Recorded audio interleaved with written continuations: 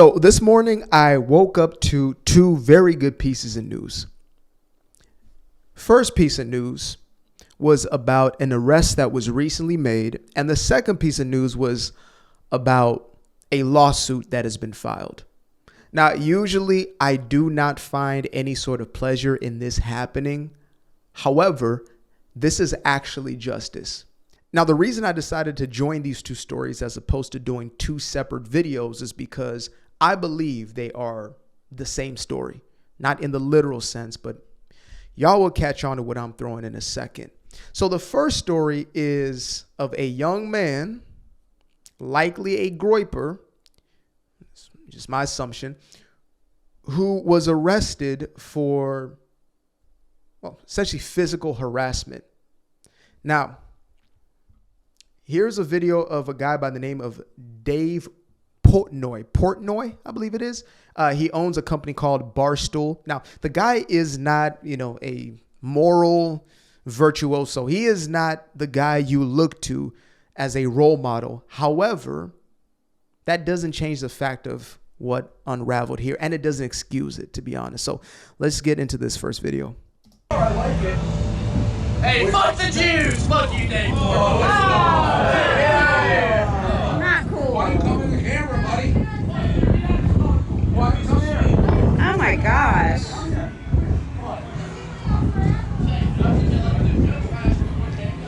Now, this kid right here, who goes by the name of Patrick, I believe, walks up to Dave Portnoy and he throws coins at him, right, in reference to the old shekels, and says, F the Jews.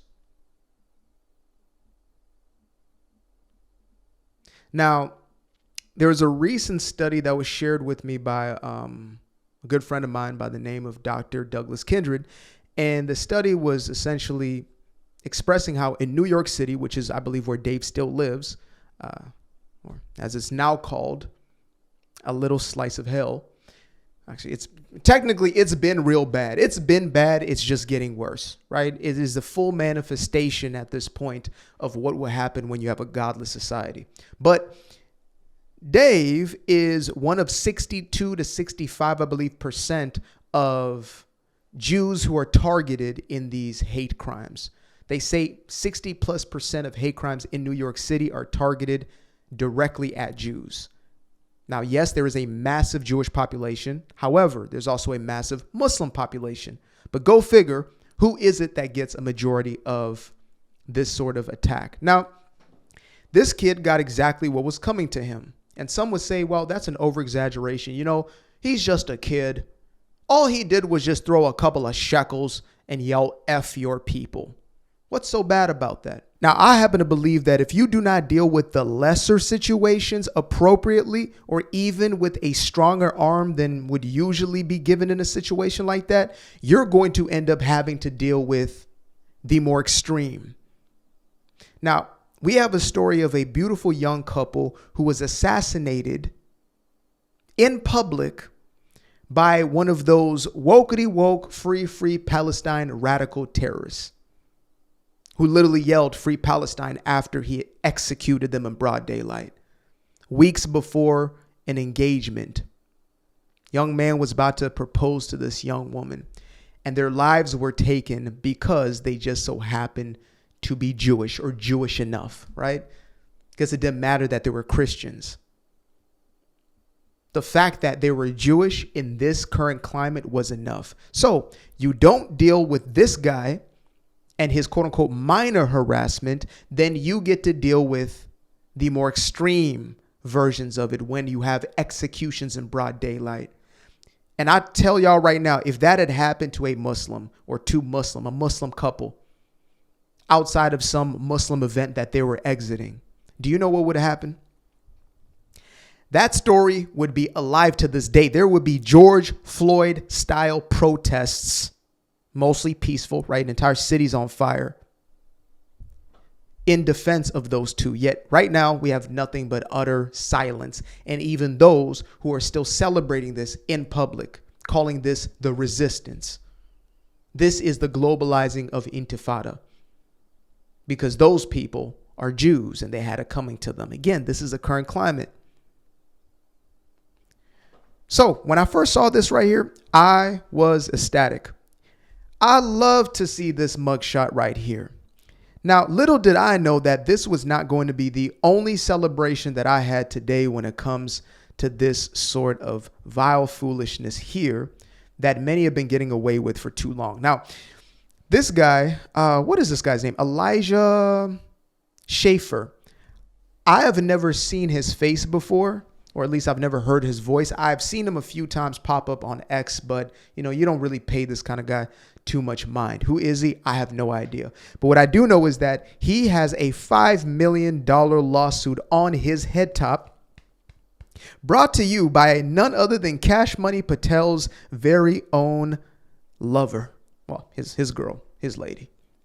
Cash Money Patel's girlfriend, she recently, I don't know how long this was ago, but I know that it is now gotten into the hands of Elijah over here, or Elijah. She submitted a multi-page $5 million lawsuit because of his defamatory statements, or at least him pushing this defamation. Now, once again, some are going to say it's a little extreme. It's a little much. I mean, isn't this a violation of free speech?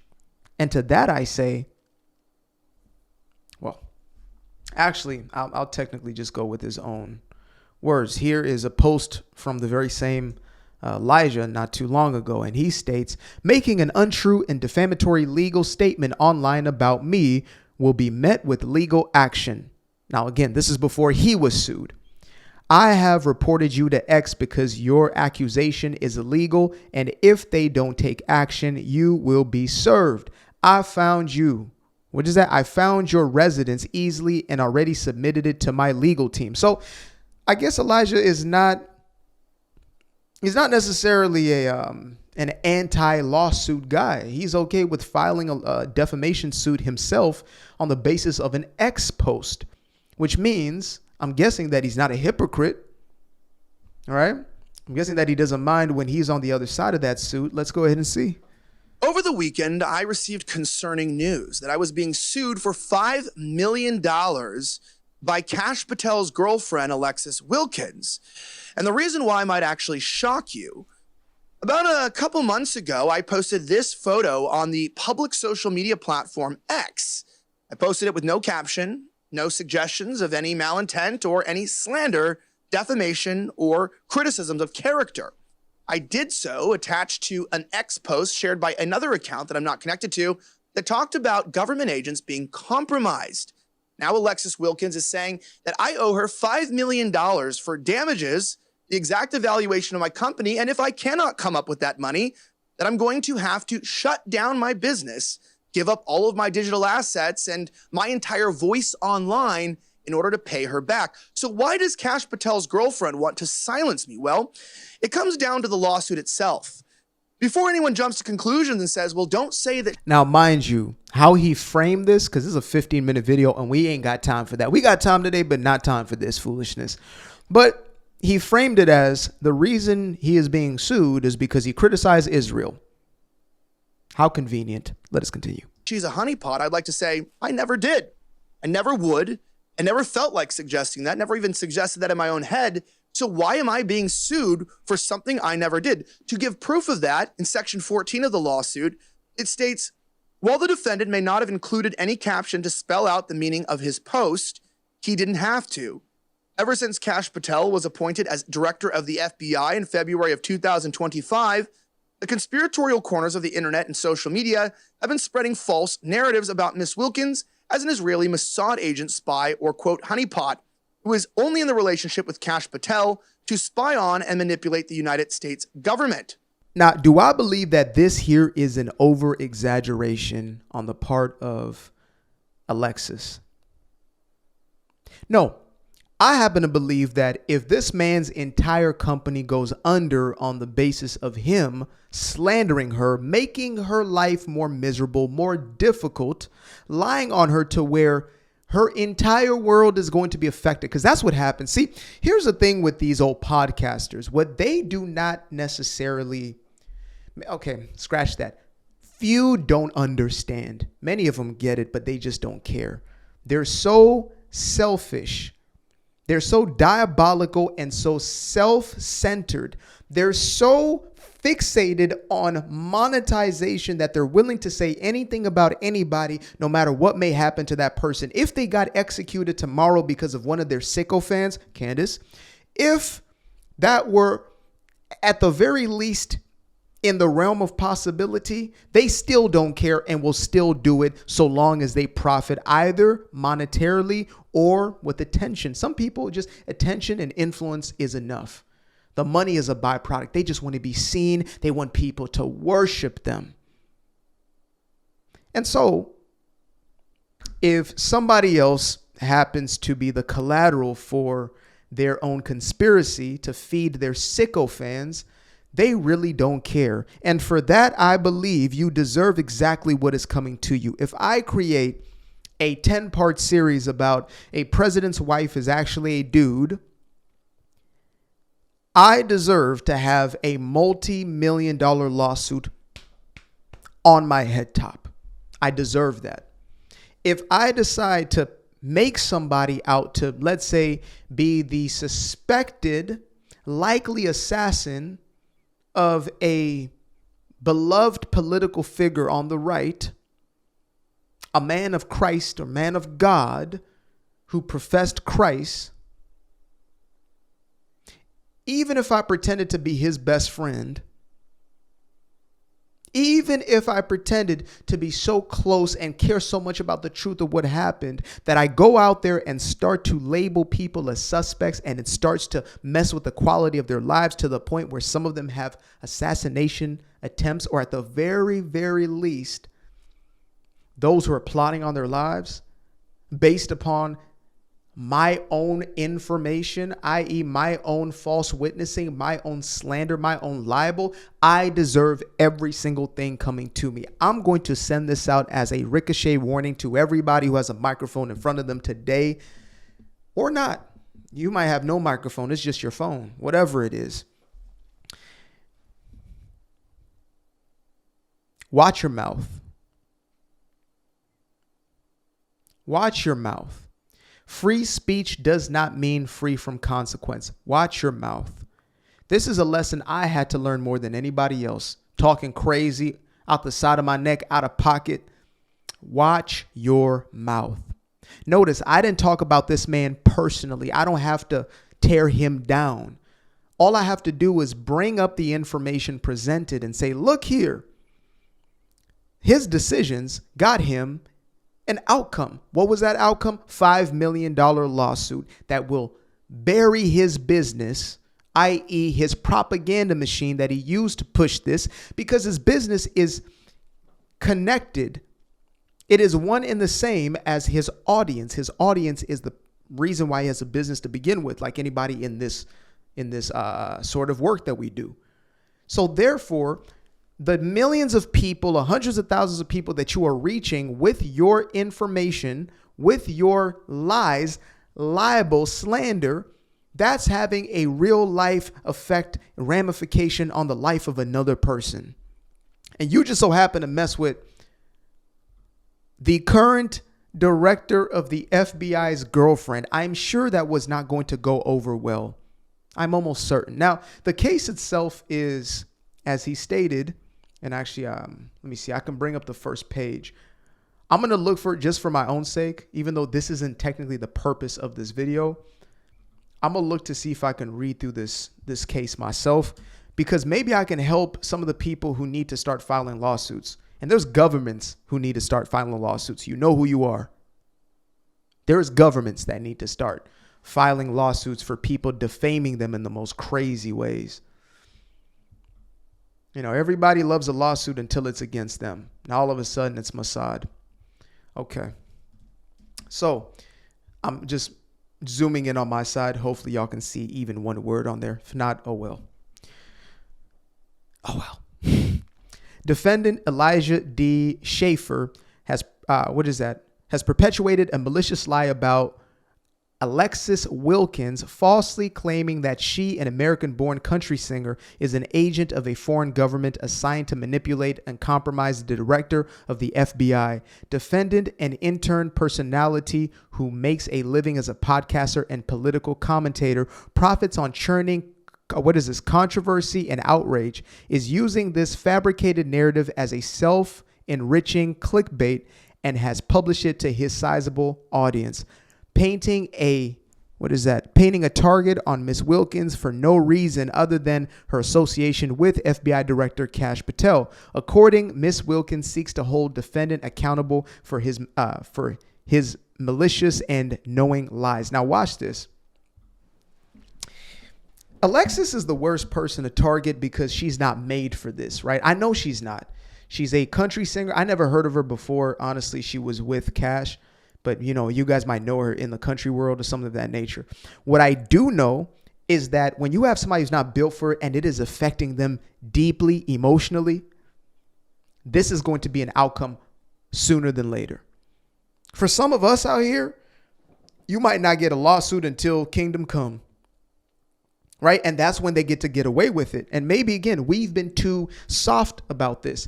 Maybe instead of viewing it from hey, man, this is really affecting my life to the way where I'm so depressed I can't get out of bed. Every single place that I go, I'm being accused of this thing. It's messing with which is likely what happened with her.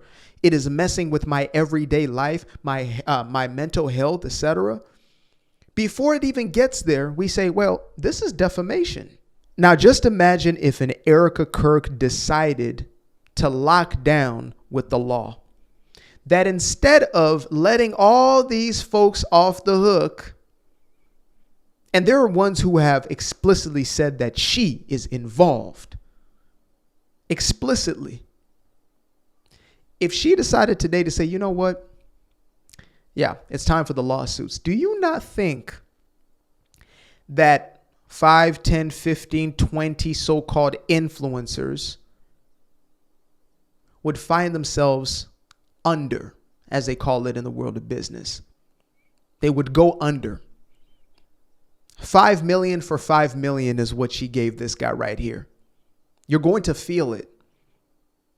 We don't do this out of revenge, out of spite. We do it because it is justice. You are bearing false witness. You are lying.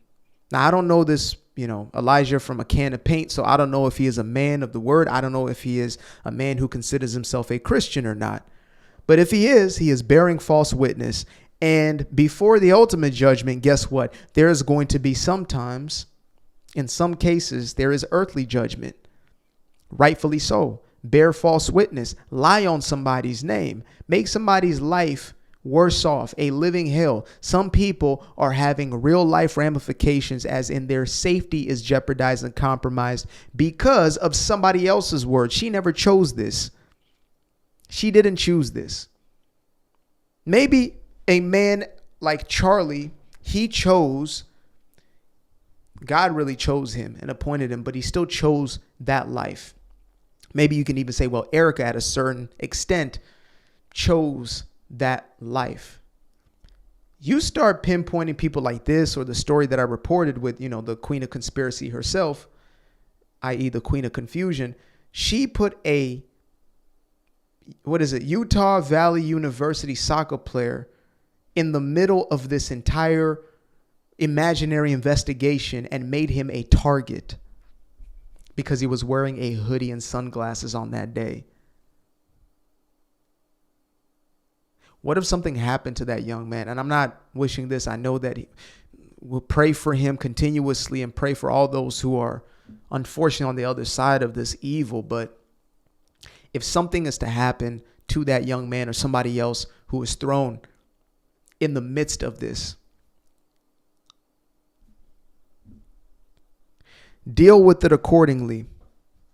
Deal with it. Do you think, look, that Elijah, he humbled himself in a way I don't think he ever has. Because like I said, if he has the most brazen ex-posts, but all of a sudden he's become sophisticated for the sake of law, right? All of a sudden, Next, he's about to be sitting with the honorable rabbi who was sitting down with Kanye. I think it's Pito. What is his name? Rabbi Pinto, I believe it is. Y'all put me on to him a little bit. I need to dig a little deeper, find out who that man there is. But maybe that's what he's going to do next, because he doesn't want that smoke. So, yeah, to the young man who will be spending maybe a couple of nights, maybe a night, maybe is already off on bond, but got arrested for attacking a man because he is Jewish. That's literally, what did Dave actually do to that boy, the one I showed in the beginning? All he did was be a Jew. All he did was be a Jew. And that's enough now, because, again, you have voices like this guy who are perpetuating messages that are having real life ramifications. Here, look, quick message for the groypers of the world. Dear grandma or mama's basement dwellers. The internet is real as far as there are real human beings on there. A lot of them are bots, but there's real humans there. But the internet is not real life. Real life has its own ramifications and consequences. So the things you say there may just very well impact you over here. Okay?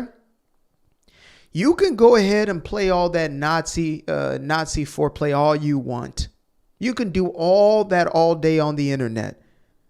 But when it meets you in real life, don't play the victim like this guy over here. Don't play the victim.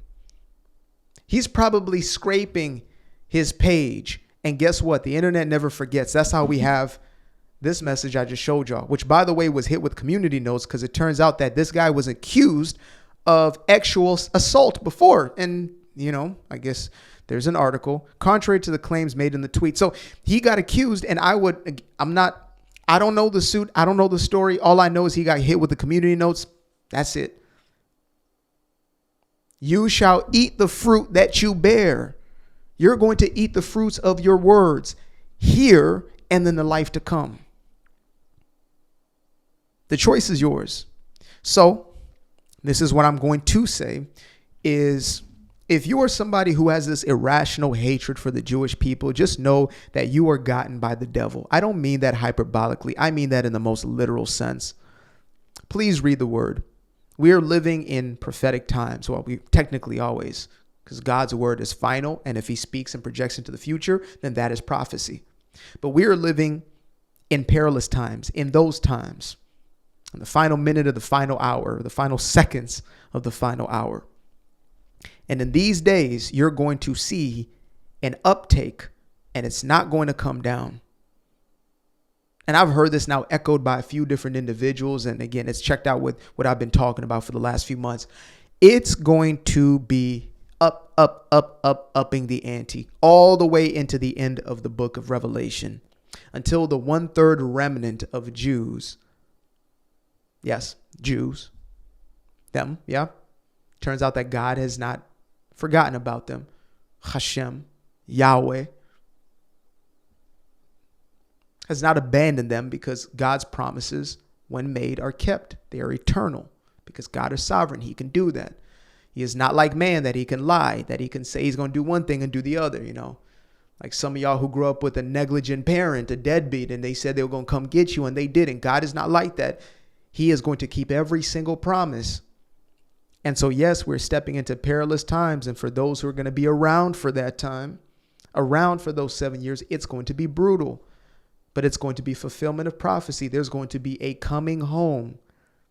And so I pray for my Jewish brothers and sisters. I love on them in the same way I'm called to love all my brothers and sisters, even those who persecute me, who do me wrong, who do me dirty, who hate me. The ones who libel and slander me. At the end of the day, I'm still called to pray for them and to have goodwill or Godwill towards them. Because even God himself wishes for none to perish, but yet every day we rebel against, we fight tooth and nail. We create a worldview that is in direct opposition to God, and still in the midst of that, he wants to save us. But the Jew hatred we are seeing right now is prophetic. This is demonic. This is the devil's last hand that he is playing for the eradication of the Jewish people, so there cannot be the fulfillment of prophecy, because that means the end of him. That means that God will fulfill every single promise made, including the ones that include him. Terrifying prospect for an individual or an entity that is doomed to everlasting damnation, don't you think? But I do not want y'all to live in fear, for we have not been given a spirit of fear. At least it's not of God. God has not given that fear. If we've been given that spirit, it's not because God gave it, right? We have been given a spirit of love and of power and of a sound mind. So I want to encourage y'all, wherever you may be, because I know a lot of my brothers and sisters out there, just using the word Zionist has already put a target on you. Just saying that you are almost indifferent, which you really can't be, to be honest. It's like, if you think about it, there is no indifference about the story that God has made manifest. There's people walking in the midst of us who don't even understand their hatred for the Jewish people. They're trying to create different reasons every moment of every day to just rationalize it, but they can't come to the bottom of it because it is inherently spiritual. It is demonic at its core. And so, yes, I celebrate in these moments because, you know, it's like these are these so-called FAFO moments, right? Or MAFO. Mess around and find out. That's what this is. However, yes, there is going to be a massive turning on Israel and the Jewish people. A global, every nation will turn against Israel. But guess what? God wins in the end. God wins. I was thinking this morning, what's a good analogy for this? It's as if we are in a movie. You know, those superhero movies, end games, whatever. You know that the superhero is going to win at the end. Always. It's always going to happen. I've yet to see a movie like that where the hero, quote unquote, hero doesn't win.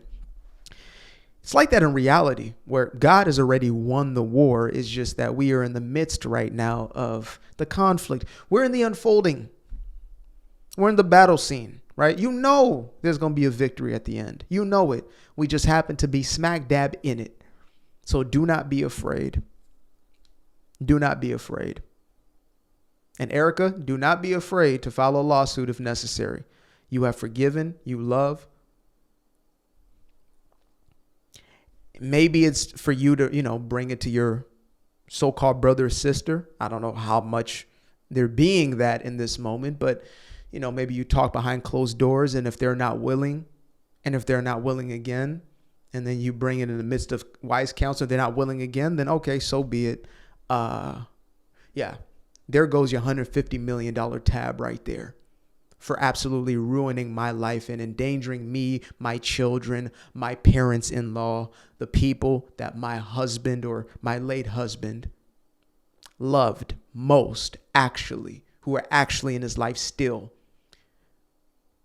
who don't have to air out his text messages episode after episode in order to milk a sycophant fan base. The end. Appreciate you guys for tuning in. Now, if you'd like to stay around, make sure to click that little subscribe button down there, or you can show some love by going to the description below and clicking on the button titled Buy Me a Coffee.